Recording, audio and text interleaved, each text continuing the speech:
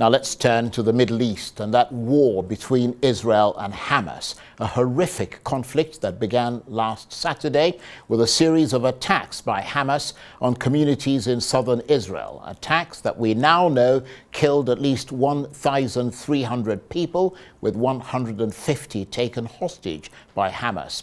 Israel's response so far has been to bombard Gaza, which Hamas controls, from the air, day and night, and more than 1,400 people have died in those airstrikes. More than 300,000 have had to leave their homes, and the territory is said to be running dangerously low on water, food, fuel, electricity, and medicines. So against this dreadful backdrop, and as the sense of fatalism grows in Gaza, the US Secretary of State Antony Blinken arrived in Israel today. He's been holding talks with the Israeli Prime Minister Benjamin Netanyahu, and he'll also be visiting the West Bank and meeting the Palestinian President Mahmoud Abbas. So what diplomatic efforts is he going to make, and what is he likely to achieve?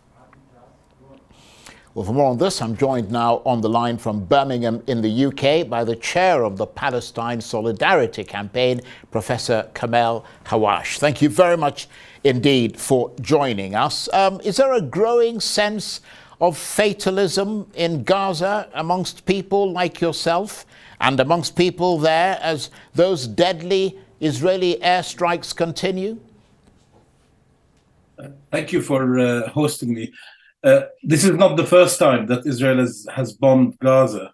I remember very much waking up in 2008 9, in December 2008, to atrocious news about an Israeli attack on Gaza. And there have been others in 2012, 14. I can go on until 2021, in fact. But there was another attack earlier this year. So when we say maybe fatalistic, people know that Israel heaps terror on the Palestinian people. In the case of Gaza, it's got weaponry from the United States and some that it makes itself, that it will use to attack civilian targets, as it is doing at the moment. I've seen quite a bit of military analysis by analysts who say if they were after particular targets, when you look from the sky, you will see that actually amongst, say, 20, 30 blocks, there's one that's been hit. Whereas here, they're trying to absolutely destroy block after block, road after road, street after street, and in these buildings are human beings. I saw a guy tonight who said we were bombed. There were 200 people in this building. Only 8 are in hospital. Just imagine what that means. How many women, children, how many innocent people have been killed by Israel? This is not the first time Israel puts zero value on Palestinian lives. I agree with you, Professor Hawwash, that it's absolutely horrendous. But then so is the attack that Hamas carried out on southern Israel. I mean, it went in there, it killed lots of people, including, from what I understand, babies. And I have to ask you this.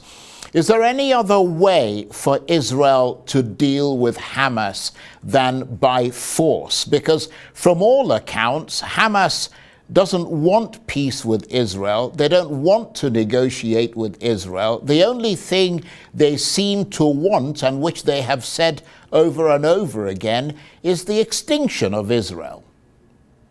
Well, first of all, don't believe Israel, what Israel tells you, everything it does. There was reports circulating of the decapitation of 40 babies.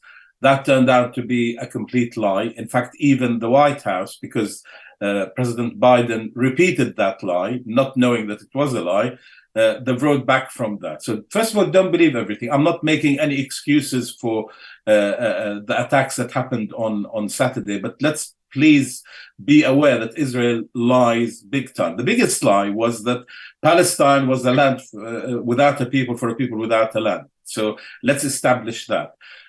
In terms of the question of how Israel should deal with Hamas, the question is bigger than that. How should it deal with the Palestinian people? It is not about a faction here or a faction in the West Bank, which is Fatah, or a faction in Gaza, which is Hamas. The question is, how did we get to the 7th of October? What could have happened before? And if you are somebody who believes in international law and rejects the law of the jungle, then we should have sorted this out many, many years ago. In fact, decades ago. Israel is an illegal occupation of the West Bank, East Jerusalem, and Gaza. Everybody in the international community agrees with that. The United States uses strange words, or they say there's no occupation, but the solution is, that everybody repeats, is a two-state solution. Whether you agree with it or not, that's what they repeat. So why is it that we haven't got what they call a two-state solution, where there is a Palestinian state, where Palestinians can live in freedom, with dignity, they can thrive, they can contribute to the world? It is because Israel says we will not allow for there to be a Palestinian state. And if then they say, if there is one, it will be a terrorist state, well, that is characterizing all the Palestinian people as terrorists. I am a Palestinian. My parents are from Jerusalem. I am a very peaceful person who has been advocating for the Palestinian people ever, in fact, since the year 2000, when a former Israeli war criminal leader, Sharon, invaded the Palestinian areas, and if you remember, laid siege to Yasser Arafat's compound. But the point is that Israel doesn't know how to do peace. It knows how to bomb people and how to kill, but that will not bring peace to the Holy Land, and it certainly will not bring security to the Israelis. And of course, the Palestinians don't have security as long as Israel exercises the full military power that it has. Well, I mean, you've talked about the two-state solution, and a lot of people, including the countries and the UN and all the rest of them, agree that that is the solution, but that's a long-term solution. In the immediate term, we understand that the US is in talks with the UN, Israel, and Egypt on allowing aid into Gaza and allowing safe passage out of the territory for some residents. In your assessment, how difficult will it be for Israel to lift that siege? Because the siege is one of the levers it has to put pressure on Hamas. Well, I think we've got to think about the people. If Israel has a problem with Hamas, and clearly it does, then does it mean that 2.3 million people, overwhelmingly, if 99% perhaps, who are civilians, who didn't, had no hand in what happened on Saturday, had no hands even before that? Many of them were born, in fact, after the siege the initial siege was imposed. If we go back to 2006, 2007. So the point is, international law doesn't allow you to lay a siege against civilians, to cut off water, electricity. We couldn't be having this interview if we were in Gaza. No food being allowed in. When Egypt wanted to send supply trucks in, Israel threatened to bomb them. That's the kind of mentality that it has. And as for a safe corridor, well, let's start with what Benjamin Netanyahu told the Palestinians in Gaza at the beginning of the week. He said they should leave their homes and go where? It's the most densely populated strip on earth, and when it comes to this horrible term, safe passage routes, this is actually a safe passage route in one direction. It is to Egypt, not to allow goods in to help people. And here you will be aware of the term Nakba, which the Palestinians suffered in 1948 when 750,000 people were forced to leave. They were never allowed back. And that is what the extremist settler government led by war criminal Netanyahu. That's what it wants, for the Palestinians to leave, and therefore reduce the number of Palestinians who live in their homeland. And if it succeeds in doing that, it will find ways of removing Palestinians in the West Bank, but also some of its own citizens, because they are not Jewish, they are Palestinians. So the situation is really very worrying, and Israel feels that it can do whatever it wants, and the world community must be applying international law completely and saying you cannot do that, and ensuring that Palestinians are safe. People who die now will never come back. And we should all be working, and Blinken in particular, because we know that Israel relies on America's support, should be saying to the Israelis, yes, what happened on the 7th, we know was very painful for you, but that doesn't mean that you can go and kill thousands of Palestinians in Gaza who had nothing to do with it. Well, I think he's actually saying that because that message has been underlining a lot of what he's been doing there. And diplomatic efforts appear to be slowly gathering pace. As you mentioned, the U.S. Secretary of State in Israel today, he's also scheduled to meet the Palestinian President Mahmoud Abbas. The Arab League has also been meeting to try and see what it can do. But the Israelis have made it clear that the hostages must be released unconditionally before any discussion can take place. Do you see that happening? Well, that means that people will be starved to death, they will die of thirst, there will be no medical services. I watched medical services, hospitals in Gaza tonight, and the situation is absolutely desperate. You also have 300,000 people who have already, more than that, who have already been forced to leave their homes. So there's a catastrophe there. And what the international community should be doing is caring as much about Palestinian lives as they do about Jewish lives, but also as much as they care about Ukrainian lives. Because what has been evident over the last few days is that the West seems to absolutely abhor occupation, and that we know that's what's happening with Ukraine, has sent billions upon billions to support the Ukrainian people.